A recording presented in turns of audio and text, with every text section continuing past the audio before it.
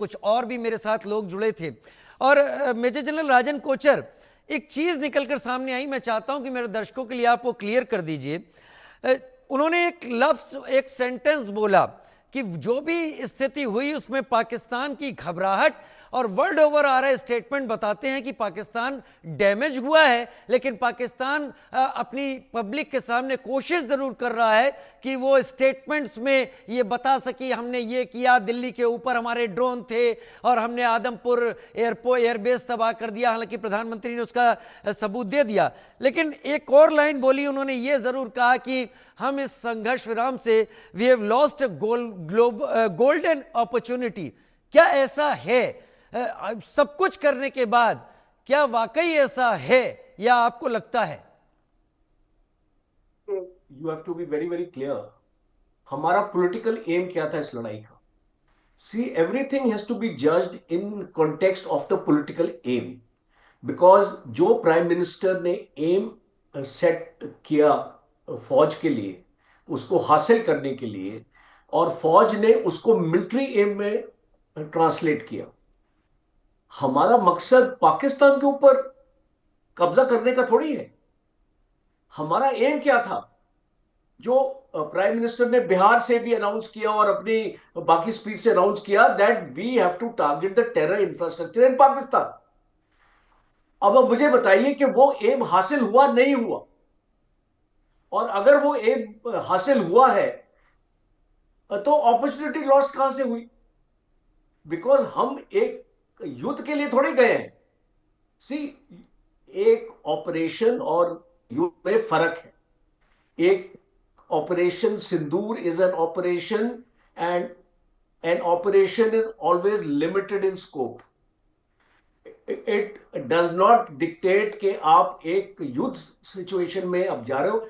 General जेनी, I respect him, but he needs to understand one thing, that जो political um prime minister ने दिया फौज को, फौज ने जब उसको हासिल किया तो एक सीज फायर को एग्री करने में प्रॉब्लम क्या है, आप मुझे बताइए।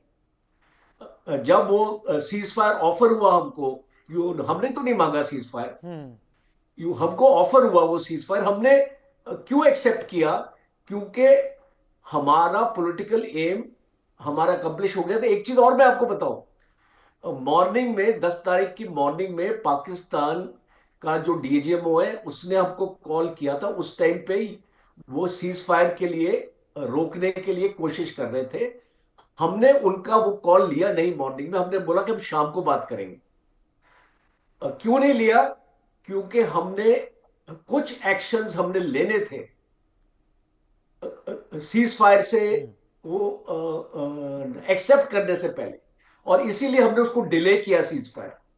और इसीलिए ये बहुत अहमियत रखता है, और आपके व्यूअर्स को भी अंडरस्टैंड करना चाहिए, क्योंकि कुछ लोग हैं हमारे जनता में जो ये ऑब्जेक्शन रेस कर रहे हैं कि हमने सीज फायर क्यों एक्सेप्ट किया। अब आपको देखना चाहिए कि जो अगर हमने ठानी है कि हमने उनके टेररिस्ट कैंप्स हमने खत्म करने, हमने उनके एयरबेसेस में क्यों हमला किया?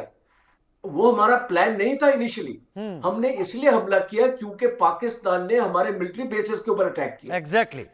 अब पाकिस्तान ने ड्रोन्स निकाले, मिसाइल निकाले, जो उनकी जो इसको फतेह मिसाइल है वो क्यों फायर की थी पाकिस्तान ने हमारे ऊपर? हमारे मिलिट्री बेसेस को, सिरसा के पास गिरी है वो। तो सिरसा में हमारा मिलिट्री बेस है। तो एक जवाबी कार्रवाई जरूरी बन जाती है जब आपका दुश्मन आपके मिलिट्री बेसिस पे, और अगर वो रूल्स ऑफ एंगेजमेंट को चेंज करता है लड़ाई के, बिकॉज हमने तो उनके मिलिट्री बेसिस पे कभी हमने फायर किया नहीं जी। और जब उनकी तरफ से आया फायर तो हमने जवाबी फायर दी। अब ये जवाबी फायर में आप जानते हैं राजीव, 13 ऑपरेशनल एयर बेसिस है पाकिस्तान में, 13 में से 11 को हमने एड्रेस किया। तो ये कोई जी कम अचीवमेंट नहीं है, जो कम अचीवमेंट नहीं है। और पाकिस्तान के जो रडार्स हैं और उसका लाहौर का और कराची का खास तौर पे मैं दो आपको बताऊंगा, पूरा एयर डिफेंस सिस्टम हमने खत्म कर दिया एग्जैक्टली सर, मेरे पास समय कम है, लेकिन जो आपने बात बताई अभी 1900 करोड़ रुपए का जो HQ9 हेडक्वार्टर 9 की जो बात हो रही है, वो पूरा तबाह कर देना, जैसा तपेश जी बता रहे थे कि अगर प्लेन्स, फाइटर प्लेन इतना पीछे हैं तो ये बात साफ है कि एयर डिफेंस उनका खत्म हो चुका है और भारत ने काफी कुछ अचीव कर लिया था। सवाल पूछने का मेरा मकसद इसलिए था क्योंकि एक बड़े वरिष्ठ अधिकारी के जरिए बात सामने आई, और दूसरा मैं अपनी जनता को आपके जरिए भी चीजें स्पष्ट करना चाहता था, इसलिए एट लेंथ आप लोगों को बोलने के लिए दिया। मैं उम्मीद करता हूं कि आप लोग मेरे साथ आगे भी जुड़ेंगे, क्योंकि अभी बहुत सारी चीजें ऐसी हैं जो एक एक करके आपके जरिए जनता